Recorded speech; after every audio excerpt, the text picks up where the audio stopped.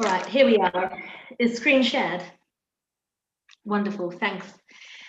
Okay, so this week, welcome back to it's the sixth or the seventh of our the penultimate of our seven women series. And this week we're going to look at Sara Schenirer, or also known as Rebbitzin Sara Schenirer. Rebbitzin in her own right, not because she's attached to any male, but Rebbitzin Sara Schenirer as she's become to be known. She's also come to be known by another title, which we'll hopefully touch on at a later stage. And this image here is a picture of the very first, or actually the second graduating Beis Yaakov group of girls. So Sara Schenirer, if you haven't heard of her before, is the lady who founded the Beis Yaakov, the Beth Jacob movement in Europe. That's since then gone global. Before we look at Sara Schenirer and her life and what she achieved, it's important as ever to look at the context within which she functioned, the cultural, the social, the religious context that she functioned within, because obviously that gives us a glimpse into what she was actually achieving and to what backdrop. So that can really inform her story. And yet again, my slides aren't changing. Oh, this is the second time round.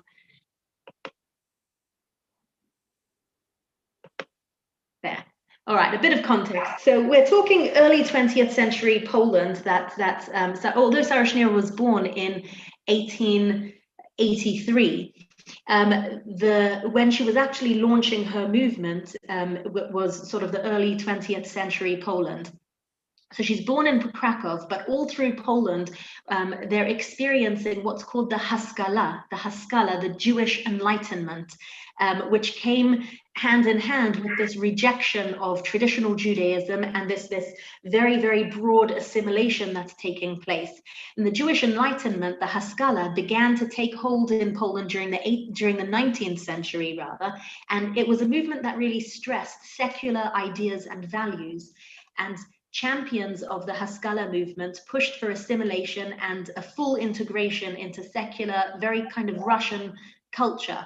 And at the same time, could everyone just make sure that you're muted, please? At the same time, there was another school of Jewish thought that emphasized traditional Torah study, so staying true to Torah values and holding fast to Yiddishkeit in the face of persecution. And there was plenty of persecution at that time. So we have this conflict of ideas. There's this huge movement towards secularity, towards secular culture, towards, secular theater. And there on the left, we have an image of, I forget the actress's name, but in the Yiddish theater, is it Leila, who plays Leila in the Dybbuk? Theater, sports, and there's this absolute cultural integration. The way that Jews dress, speak, and spend their time is starting to really shift towards a very assimilated manner. They start to look and behave and speak like the secular culture around them. And on the other hand, we have these pockets of traditional communities, these really shtetl existences, who are desperate to maintain their way of life, their heritage, their culture, their mode of dress, their education and their spirituality. But despite that, hordes and hordes of young Jews are abandoning Jewish tradition to integrate into wider secular society. And that's both boys and girls, both of them. And by the late 19th century, the Haskalah, that Jewish Enlightenment, and the debates that it caused created a growing number of rifts and political movements within the Jewish community itself. And when I say the Jewish community, just by way of numbering that, by the 1930s, approximately 10% of the Polish population is Jewish. That's over 6 million people in Poland are Jewish. So rifts and political kind of parties within the Jewish population, we're talking a huge population here. We're talking 10%, up to 10% of the Polish population. Secular Zionism becomes very popular. Secular Zionism, that is Zionism that's totally unattached to any religious views. So it rejects religious and spiritual Judaism in favor of this just very, very Zionist, a very Zionist outlook. And Jews also take up socialism, and they form a labor union which really supports assimilation and encourages Jews to assimilate into the general populace. And then there's this other political People's Party which advocates for cultural autonomy. You know, we make up such a large part of the Polish population. We should have cultural autonomy, and they support this. They advocate this resistance to assimilation. And in 1912, a religious party called Agudat Yisrael comes into existence. Now, this is the very same political party that exists in Israel right now, the Agudat Yisrael. It was birthed in Poland in 1912, and the premise was that Aguda was originally an antidote to secular Zionism. And it's funny because they did post-war migrate over to Israel and still kind of hold those principles true, you know, religious Zionism or religiosity in the face of assimilation. And this party, Aguda, railed against, secular Zionism, which railed against religious education. It railed against spirituality and tradition, and saw these things as very outdated, and rather than the bastion that keeps Jews Jewish. And Aguda, on the other hand, you know, was adamant, no, these are the things that keep Jews Jewish. They tried to counteract that, to support Jewish education and somehow stem that tide of assimilation, of the huge numbers that were departing traditional Judaism. So that's the context that Sara Schenirer is functioning within. That's her sort of religious and social and cultural backdrop that she's functioning within. So kind of tensions of education, whether to educate and whether not to, how much religious education versus secular education, huge numbers of people assimilating. And then is Sara Schenirer. What about her? Well, she's born in Krakow in 1883. To a religious family. Her family is a religious family, although not unscathed by assimilation. She has brothers and sisters, and she mentions elements of assimilation within her own immediate family. But her family is a religious family, and it has rabbinic heritage. She went to a Polish primary school, which did offer a secular Polish primary school, because at this point there are no Jewish schools for girls, which offered a weekly 1-hour religion class. So during the entire schooling week, there is 1 hour of religious studies over that whole week. So any other religious education that she or any other girls are going to receive are going to be outside of school, whether that's a cheder environment or what they're getting from home. But it's that 1 hour a week that she receives in primary school. And despite that, she's always interested, from childhood, she's always interested in learning Jewish material. And her father encourages this. You know, he's from a rabbinic dynasty. He encourages this and gives her religious texts to study. By 14 years old, she's growing up in a poor family. By 14 years old, she has to leave school, and she takes up a position as a seamstress. She was always good at sewing, so she becomes a seamstress, and she works. And in 1914, at this point, Sara Schenirer is 31 years old. In 1914, when the First World War begins, Sara's family moves to Vienna for the duration of the war. So she's 31 years old at this point. Now, we're very blessed to have some of Sara Schenire's diaries, and she gives us a glimpse into what she was like as a child. She says that her nickname was Little Chassida, or Miss Chassida. She says, when I was 6, I was nicknamed Miss Chassida, the little chassid, right? The little pious religious one. I was especially good at religion, although I generally did well at school and always ended the school year with distinction. I was also good at sewing. I also very much liked to spend Shabbat reading the Tzena Rena, and we'll come on to what that is momentarily, and studying fragments of the Torah and the prophetic books that were suitable for a given week. What she means is she would read the Parsha and the Haftarah. My sister and her friends spent Shabbat dancing and singing, and I used to sit in a corner and study the Parsha. And it hurt me when I saw my sister breaking the basic principles of the Jewish nation and disrespecting Judaism. When I got older, I had to look for a job as our family was poor. I became a seamstress. I worked hard all day. However, in the evenings, I worked to improve myself. I bought the Chumash, translated into Yiddish, and I studied it every night. I enjoyed it tremendously as it enriched my understanding of the Jewish heritage and its beauty and depth of thought. But I also took a great interest in secular knowledge, education, history, literature. I especially admired the classical works of Polish and German writers. I loved reading them. So it would be easy enough at this point, and certainly with the first paragraph of this diary entry, it would be easy to label Sara as a radical religious zealot. But in fact, we see that she doesn't shun secularity. She doesn't shun secular education. She appreciates it. She doesn't see it as something toxic. She doesn't brand it as irrelevant, but she appreciates literature and history and education and culture. She honestly does.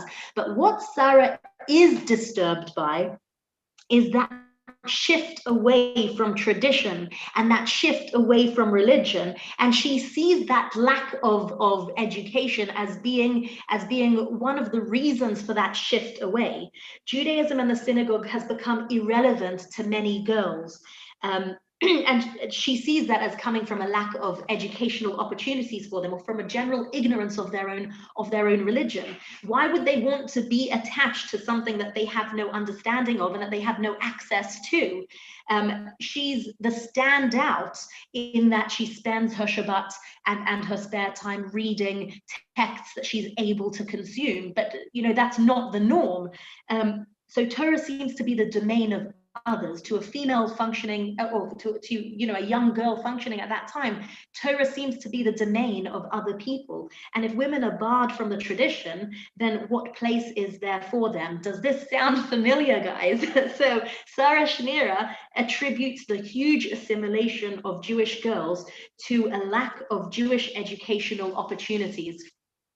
So what was available at this point for women to study? And she gives us the clue, this term here, Tsena Rena, or Tsena Urena. The Tsena Urena is a bit of a patchwork of translated Torah text. That is, it's been translated into Yiddish, and stories and excerpts from the five books of the Torah, from the prophets, the Nevi'im, and also Medrash being the stories and the commentary that kind of pad out those stories of the Tanakh, of the Torah, and of the Nevi'im. So the weekly Parsha and the Haftarah. And it's not an original text. It doesn't simply take all the bits of Torah and translate it directly. In some instances it does, but rather it gives a very holistic reader's experience of that week's Parsha and Medrashim, the commentaries, and the Haftarah as well. And it had been around in many editions from the 1600s as a means of basic access to religious texts for women.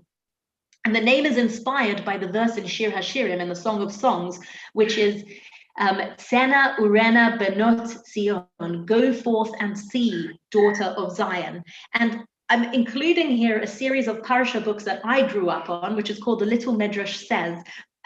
You kind of grow out of it at about maybe 10, 11 years old. But the premise is that these volumes seek to give children a Parsha experience each week with, it's a very digestible story, and the Medrash, the commentary, all bundled into one digestible chapter with pictures. And now I'm not suggesting that the Tsena Urena infantilized women and girls. That's not what I'm suggesting. It simply was the available publication at the time without having to open the texts of the Torah themselves. So, which is a skill that women simply weren't able to achieve at that time. That's not something that they would have been able to do. So this was actually, it was a really good stand-in for some kind of Torah knowledge and Torah learning and Torah access.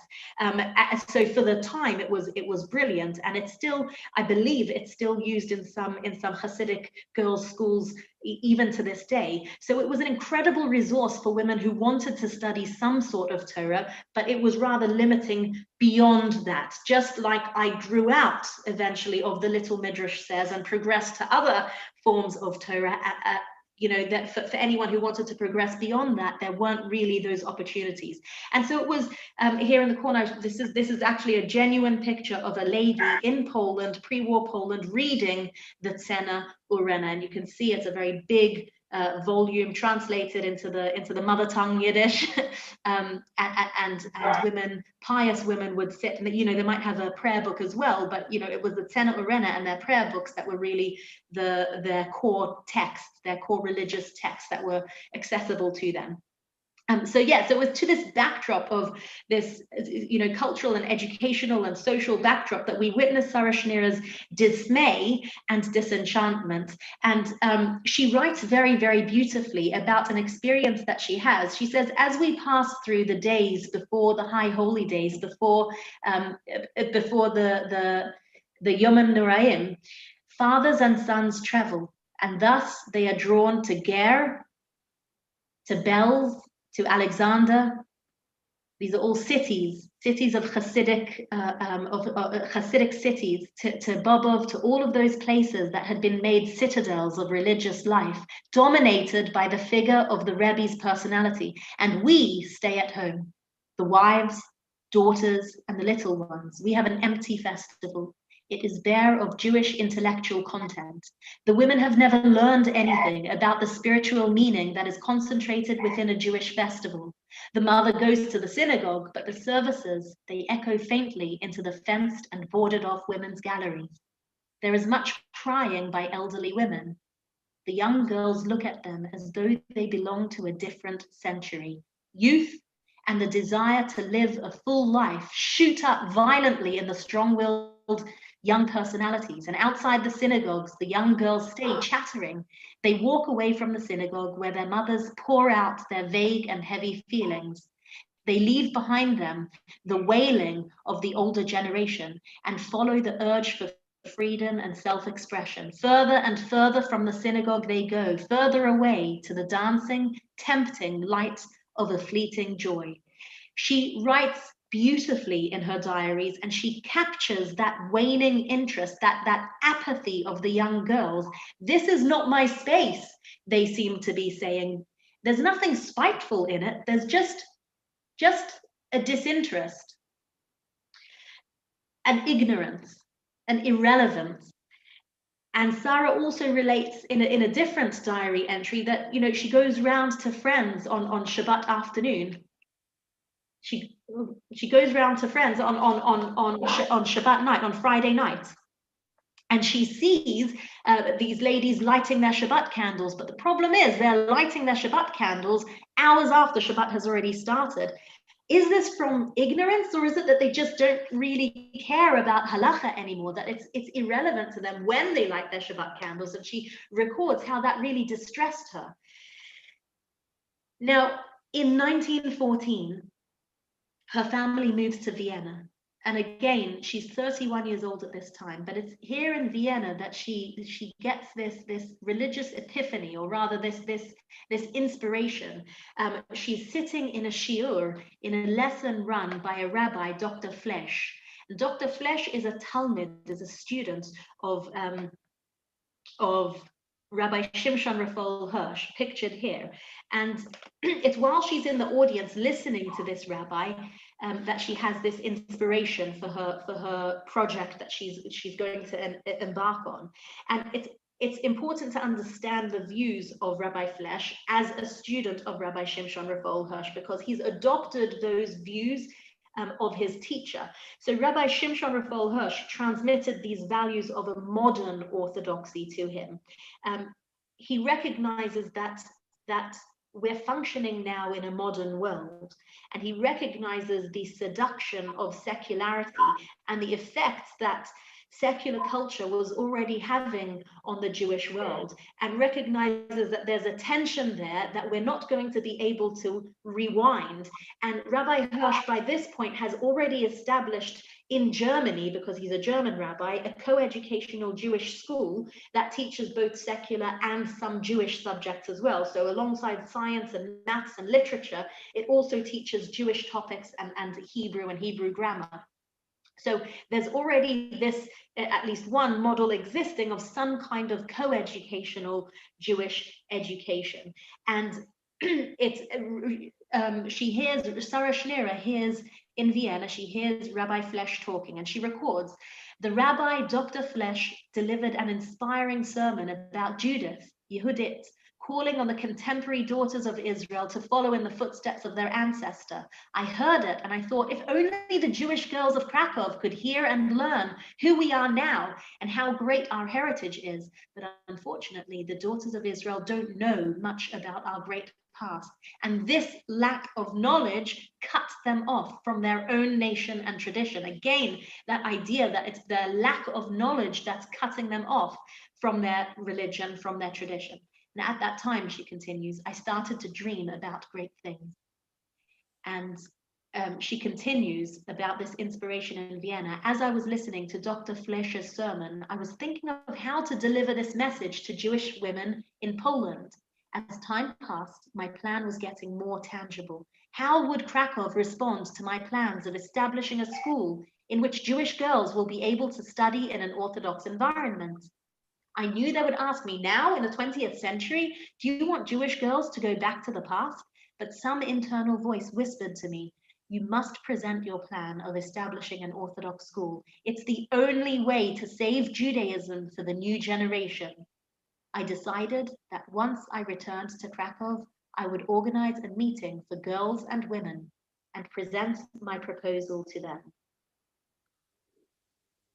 Now, following this inspiration in Vienna, in 1917, Sara Schenirer returns to Krakow and she begins her plan.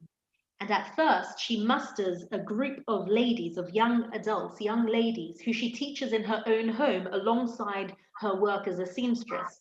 And Sara later wrote about this episode that in one room of her house, she would make dresses for women's bodies, while in the second room, she carried out an activity that could be described as making dresses for the soul.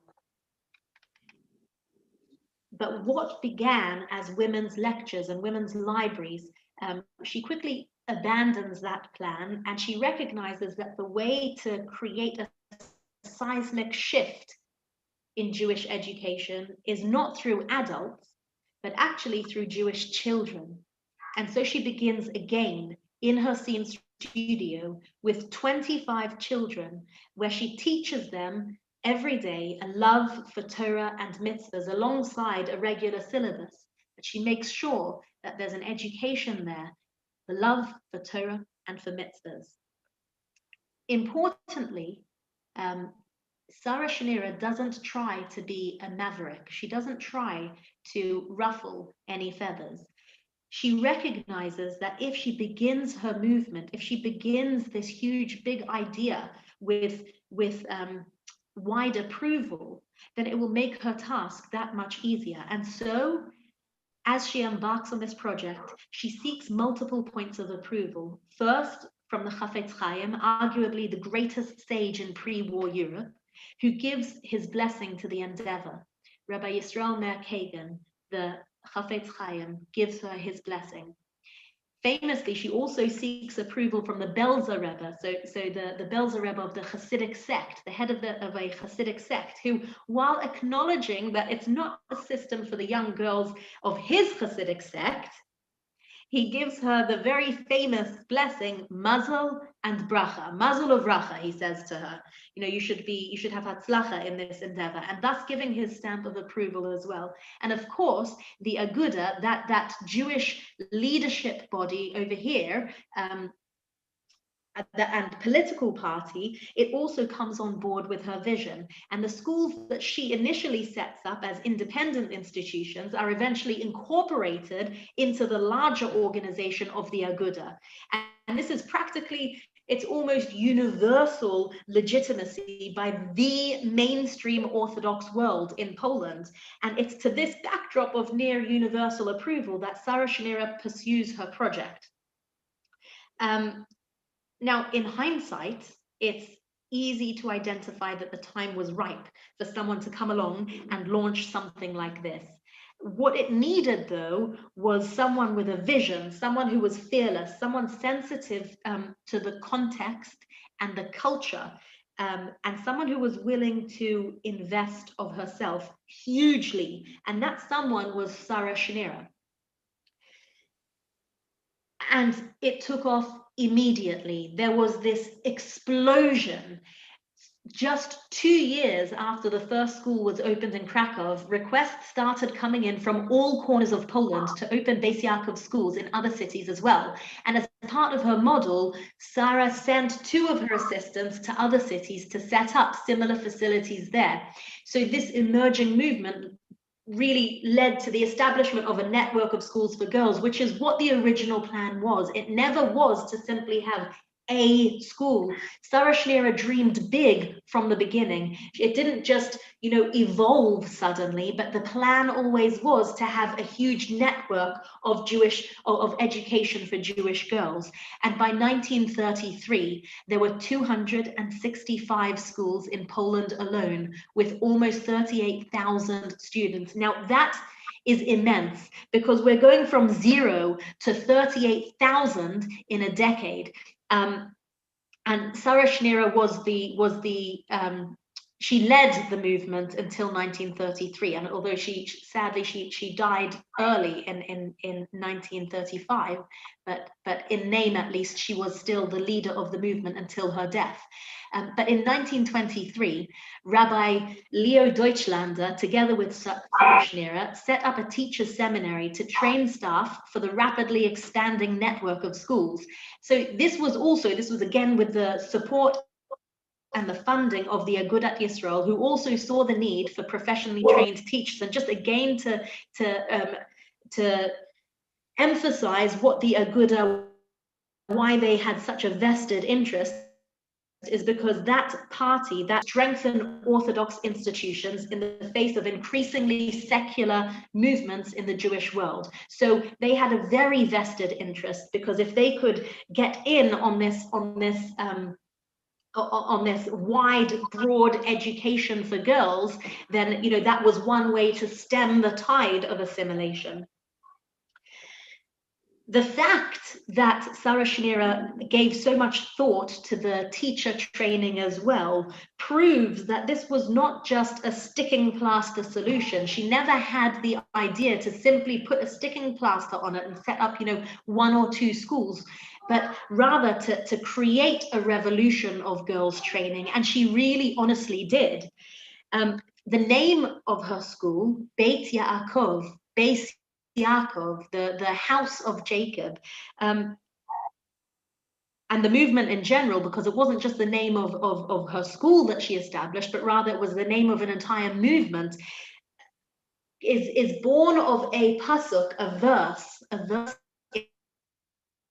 in the book of Shemos, in the book of Exodus, chapter 19, verse 3, where Moses ascends Har Sinai, and Hashem says to Moshe, saying, Koi tomar lebeis Yaakov v'sagid livnei Yisrael. Thus you shall say to the house of Jacob, and also tell to the children of Israel. Now there's a bit of a repetition there, because isn't, the children of Israel and Jacob, that's the same person. So why that tautology? Say it to the house of Jacob and tell it to the children of Israel. Well, there's a very famous Rashi, our medieval commentator on this pasuk, who explains that Lebeit Yaakov, to the house of Jacob, this denotes the women.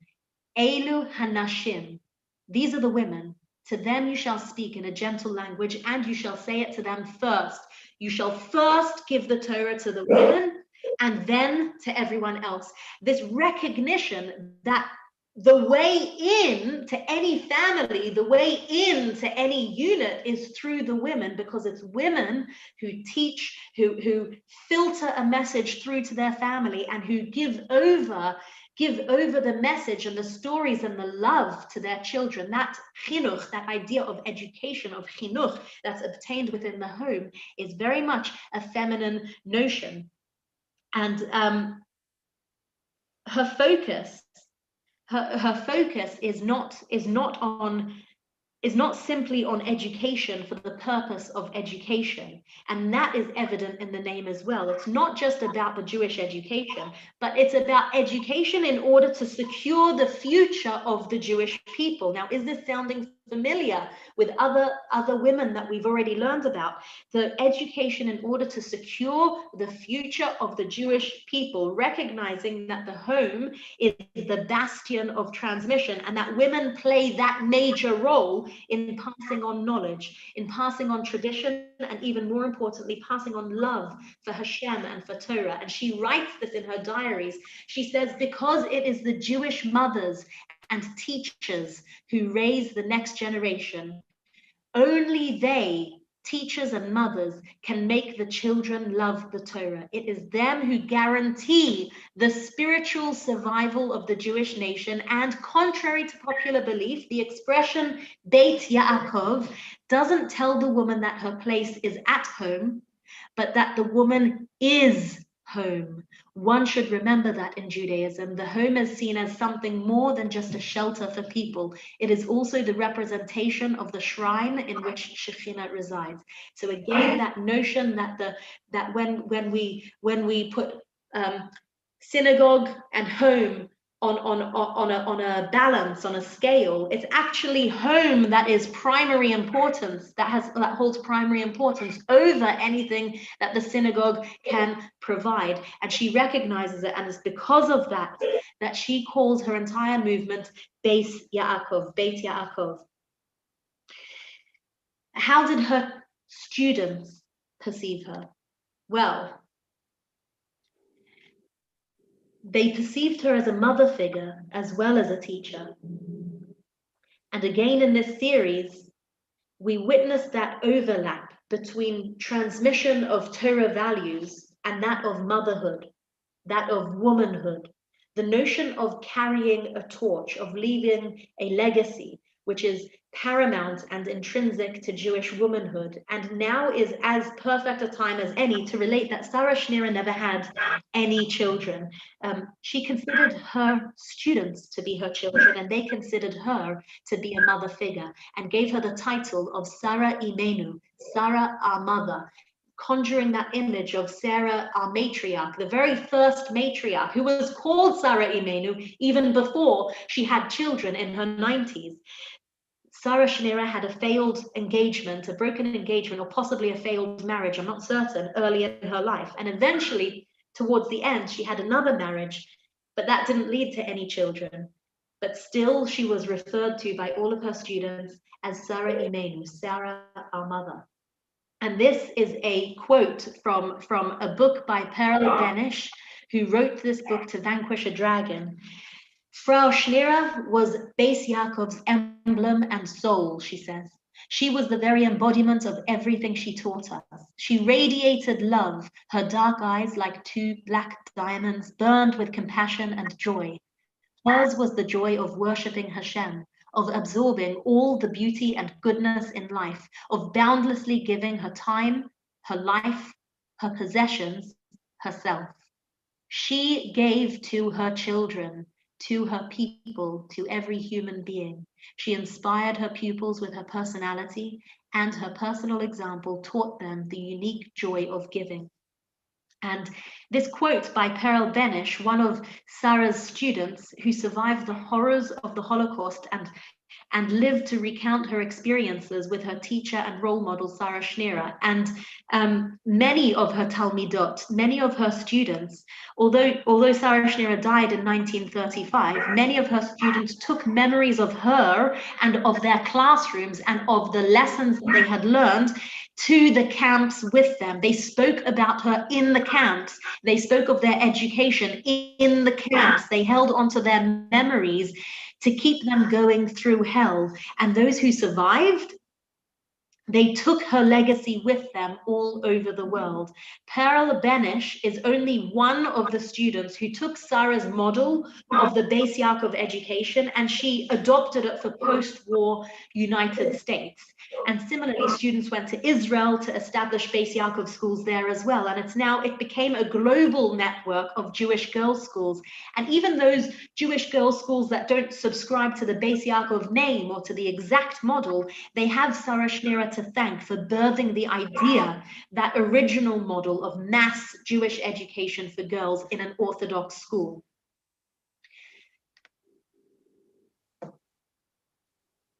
"Carry me in your heart," is what Sara replied to anyone who asked for a photo. She refused to be photographed throughout her life, and the only existing picture that we have of her is a passport picture that one of her students took with them when they escaped to Israel. It's unflattering, and it's not at all expressive of who we know her to be from her diaries, from her writings, and from her students. And because she was adamant about not having her picture taken and published, I feel that I don't have her consent to put that single picture up here. I choose not to. I'm respecting that, and I'm refraining from using that photograph, but instead I am going to share a quote of hers, and that is, "I don't need anyone to remember what I look like," she said. "I want them to remember my vision."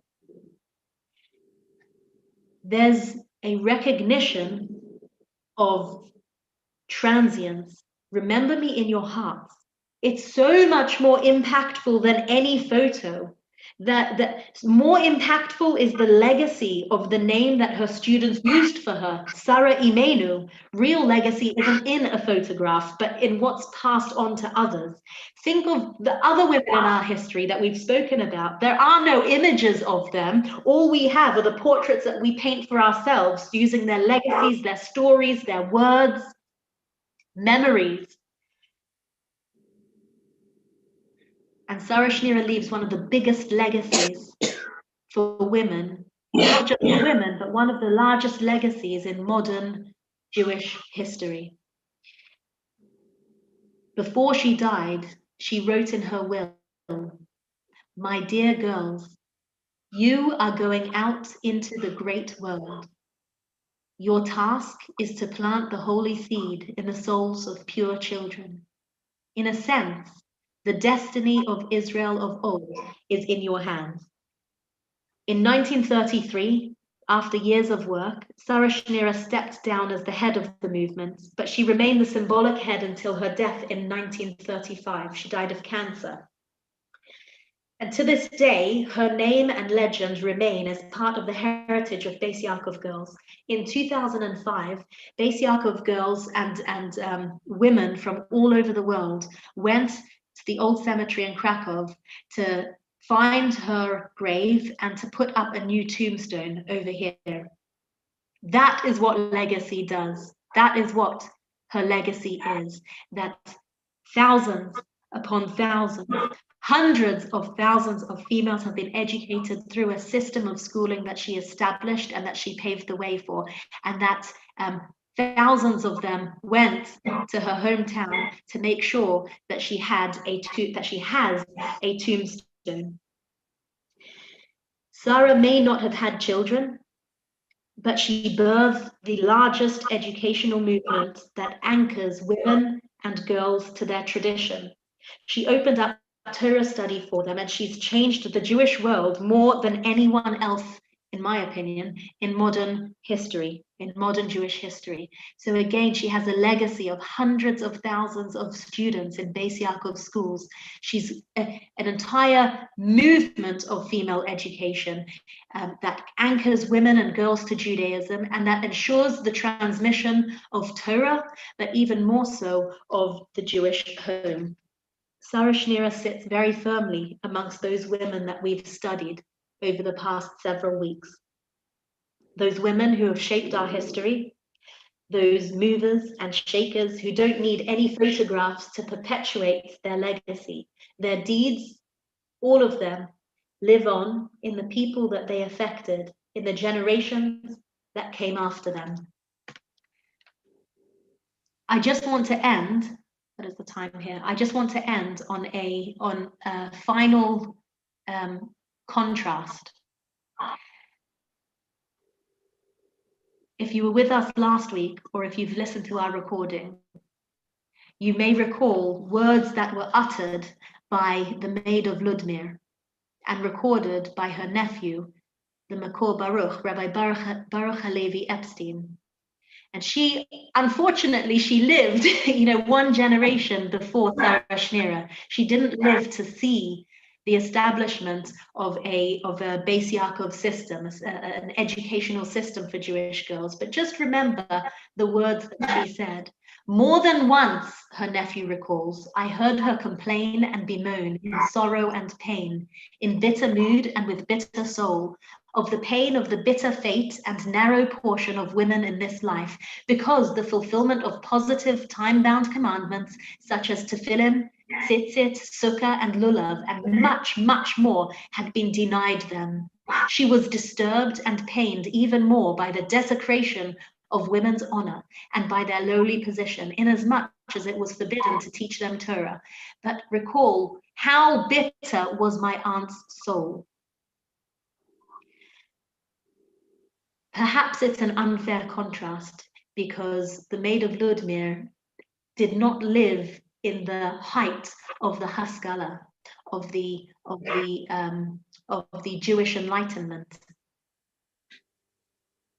But I think that it is poignant to recognize the steps that Sara Schenirer took at 31 years old, inspired. She chose to be inspired to action rather than simply to bemoan her fate. How bitter was my aunt's soul. And I think that that is a lesson to take away.